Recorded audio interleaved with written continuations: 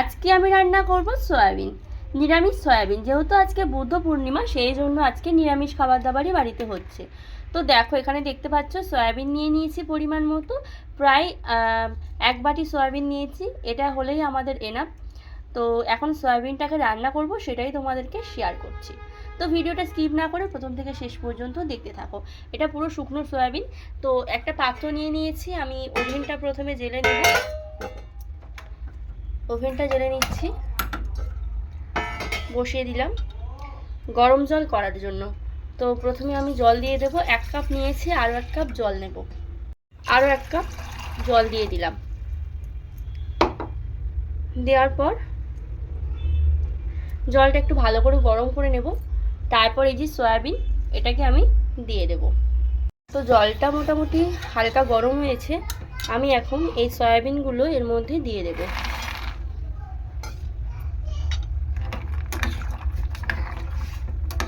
দিয়ে আর একটুখানি 2 থেকে 3 মিনিট গরম জলের মধ্যে সয়াবিনগুলো ফুটিয়ে নেব। আর এইটুকু সয়াবিন ফুলে দেখবে কতটা হয়। তো সবসময় তো আমরা আদা রসুন পেঁয়াজ দিয়ে সয়াবিন খাই, একবার হলেও বাড়িতে এরকম নিরামিষ সয়াবিন ট্রাই করো, ভীষণই ভালো লাগে, অসম্ভব সুন্দর লাগে খেতে। আর নিরামিষ দিনে তোমরা যারা ভাবছো যে কী রান্নাবান্না করবো বুঝতেই পারছি না, তাদেরকেই বলছি বন্ধুরা, ঝটপট এরকম সয়াবিন রান্না করো, নিরামিষ সয়াবিন, যেটা বাড়ির সদস্যরা একদম আঙুল চেটে পুটে খাবে। তো তার জন্য ভিডিওটা স্কিপ না করে প্রথম থেকে শেষ পর্যন্ত দেখতে হবে নিরামিষ সয়াবিনটা ঠিক আমি কিভাবে রান্না করছি। তো দেখো 1 থেকে 2 মিনিট এরকম ফুটিয়েছি, ঠিক এরকমভাবে সয়াবিনগুলো ফুলে গিয়েছে। 1 বাটি সয়াবিন ফুলে কতটা হয়েছে দেখো। তো এখন মোটামুটি আমি গ্যাসটা অফ করে দিচ্ছি। আর এই যে সয়াবিনটা, এটা বেশ ভালোই ফুলেছে, সেদ্ধও হয়ে গিয়েছি ভিতরে ভালো। তো এখন এই জলটা আমি ঝরিয়ে নেব।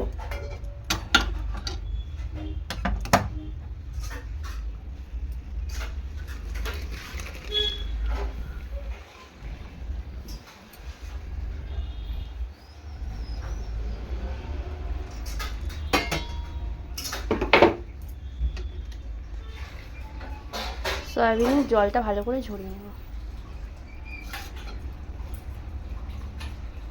প্রচণ্ড গরম, ঠান্ডা হয়ে গেলে একটুখানি চেপে নিল। দেখছো গরম জল তো প্রচণ্ড গরম, সেই জন্য এর মধ্যে একটু ঠান্ডা জল দিয়ে দিচ্ছি। কতটা সফট হয়েছে দেখো।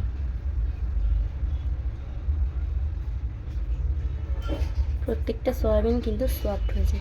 তো এখন সয়াবিনের আলুটা কেটে নেব, সেটা রেডি করে নিই, তারপর আবার আসছি। তো মোটামুটি এখন ঠান্ডা হয়ে গিয়েছে। এটাকে ভালো করে যে জলটা আছে সয়াবিনের মধ্যে চেপে এরকম বের করে দেব।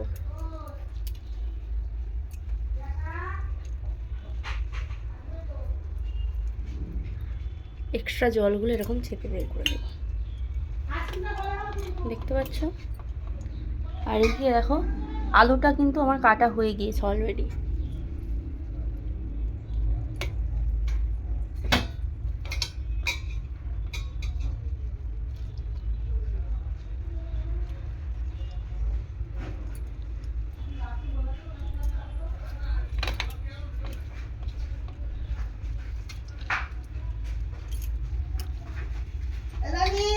তো মোটামুটি সব কটা সয়াবিন এরকমভাবে জল চেপে বের করে নেব।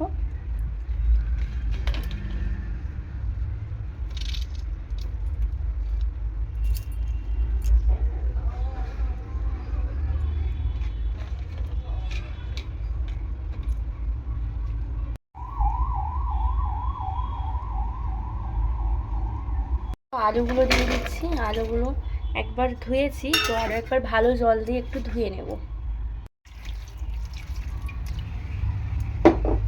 মোটামুটি ধোয়া হয়ে গিয়েছে। কড়াইতে তেল দিয়ে দিলাম।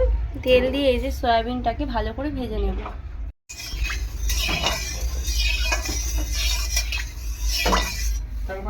এই যে এটা প্রথমে ভেজে নেব।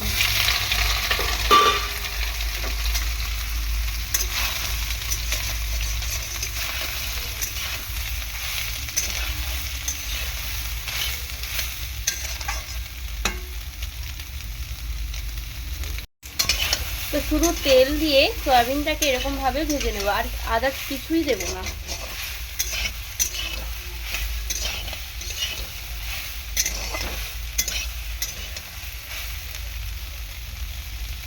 সয়াবিনটা ভাজা হয়ে গিয়েছে, যেটার মধ্যে আমি তরকারি রাখবো সয়াবিনের, তো সেটাতেই আমি এই যে সয়াবিনগুলো ঢেলে রাখলাম।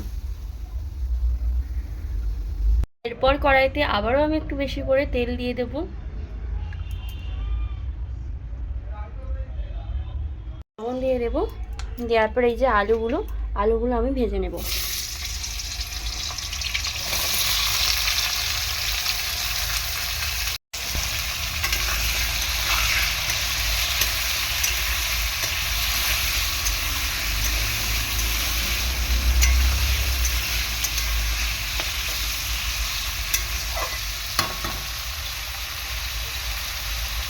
মোটামুটি এরকমভাবে আলুটা আমি প্রথমে ভেজে নেব।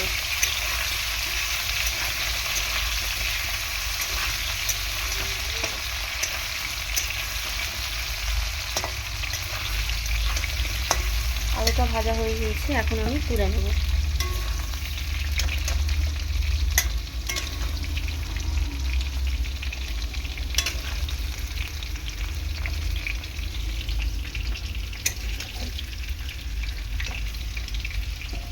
শুধু অল্প একটু লবণ দিয়েই আলুটা ভেজে নিলাম।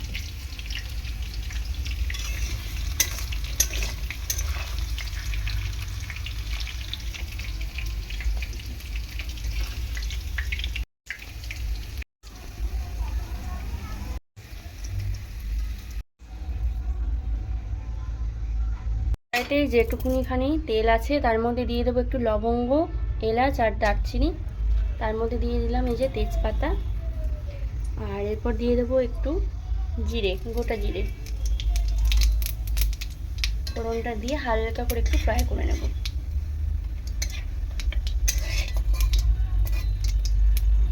এদিকে দেখো টমেটো কেটে রেখেছি এই যে নিরামিষ সয়াবিনে দেওয়ার জন্য। যেহেতু বাড়িতে আজকে টক দইটা শেষ হয়ে গিয়েছে সেই জন্য টমেটো দেবো, টমেটো দিয়ে দিলেও ভালো লাগে। তো মোটামুটি একটুখানি জিরেটা ফ্রাই করার পর তো দিয়ে দেবো এখানে একটা গোটা শুকনো লঙ্কা,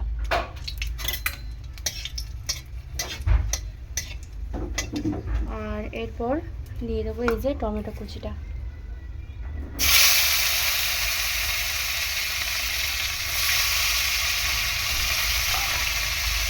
তারপর পরে দিয়ে দেবো গ্রেট করা আদা।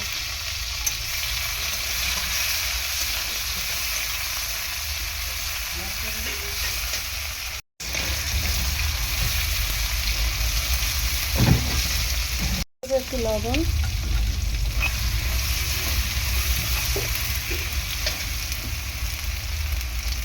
দিয়ে দেবো হলুদ গুঁড়ো, অল্প করে মিক্সি, সামান্য একটু জল দিয়ে দেবো।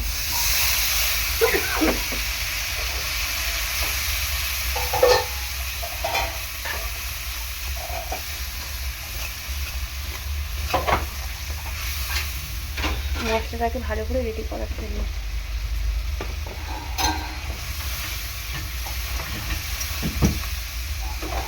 একটু চিনি পরিমাণ মতো।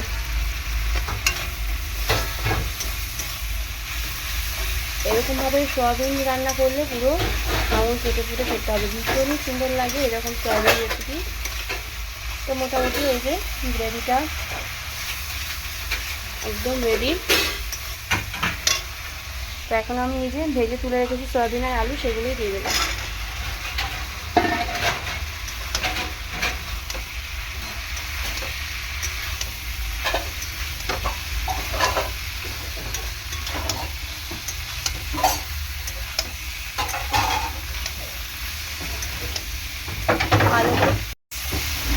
ভালো করে এরকম করে কষিয়ে নেব আলু আর সয়াবিনটাকে।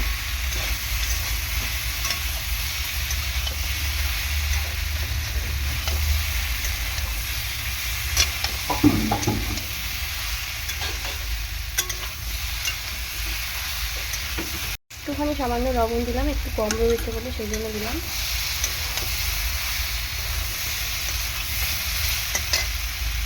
দেবো কয়েকটা লঙ্কা,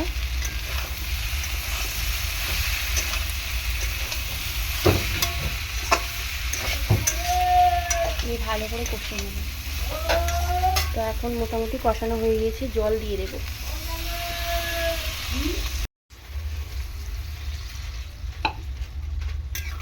তো এখানে পরিমাণ মতো জল অ্যাড করেছি।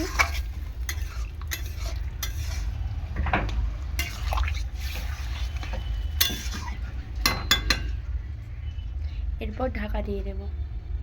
তো এখন ঢাকনাটা খুলবো, খুলে দেখবো কতদূর কী হয়েছে এখানে। তারপরে এই যে খুন্তি দিয়ে একটু নাড়াচাড়া করে নেব। এখন মোটামুটি একটু বাকি আছে হতে, আলু সেদ্ধ হয়ে গিয়েছে কিন্তু আর একটুখানি হবে। তো আবারও ঢাকা দিয়ে দেব। আর সয়াবিনগুলো দেখো ফুলে কত বড় বড় হয়েছে, ভীষণই সুন্দর একটা রেসিপি, তোমরাও বাড়িতে ট্রাই করতে পারো। তো আবারও আমি এটা ঢাকা দিয়ে দিলাম 2 মিনিটের জন্য। তো এখন আমি দিয়ে দেবো একটুখানি জিরে আর ধনের গুঁড়ো, একসাথে পেস্ট করে রেখেছিলাম সেটাই দিয়ে দিলাম।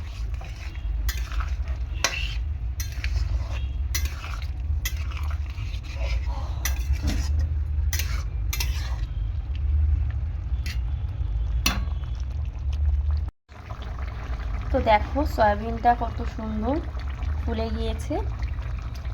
তো এটা রুটি বা ভাত দুটোর সাথেই ভালো লাগবে, যেহেতু এটা সয়াবিন নিরামিষ, তো সেই জন্যই নিরামিষ সয়াবিন রুটি বা ভাত যে কোনো কিছুর সাথেই তোমরা খেতে পারো, ভীষণই ভালো লাগবে।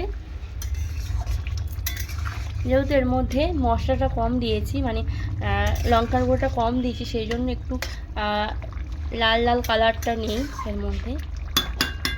তোমরাও বাড়িতে এটা ট্রাই করতে পারো, ভীষণ ভালো লাগবে এই রেসিপিটা। এখন একটু গরম মশলার গুঁড়ো উপর থেকে ছড়িয়ে দেবো।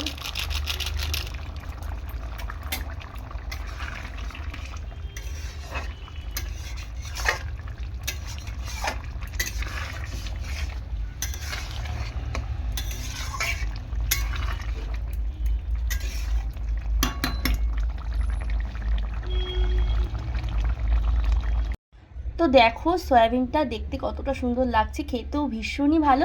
নিরামিষ বলে ভেবো না যে নিরামিষ সয়াবিন ভালো লাগে না খেতে, ভীষণ ভীষণ ভালো লাগে। তোমরা যারা বাড়িতে নিরামিষ সয়াবিন খেতে চাও না, একবার হলেও আমার কথা ভাবে এই রান্নাটা ট্রাই করো, ভীষণই ভালো লাগে। ঠিক যেই প্রসেসে আমি রান্নাটা করেছি এরকমভাবে করে দেখো। আর আমি প্রিয়াঙ্কা বালা, তোমরা সবাই এতক্ষণ ধরে দেখলে প্রিয়াঙ্কা বালা ইউটিউব চ্যানেলে এই যে রান্নার ভিডিওগুলো। তো আমার ভিডিওগুলো যদি তোমাদের ভালো লেগে থাকে, লাইক অ্যান্ড সাবস্ক্রাইব করো, পাশে থাকা বেল আইকনটি প্রেস করে। আর ভিডিওটা কিন্তু অবশ্যই করে বেশি বেশি করে শেয়ার করো। আর নতুন বন্ধু যদি এসে থাকো, ঝটপট চ্যানেলটি সাবস্ক্রাইব করে নাও, যাতে ভিডিও ছাড়ার সাথে সাথে ভিডিওর সব রকম নোটিফিকেশানগুলো তোমরা পেয়ে যেতে পারো। এরকম নিত্য নতুন রেসিপি নিয়ে তোমাদের কাছে হাজির হব।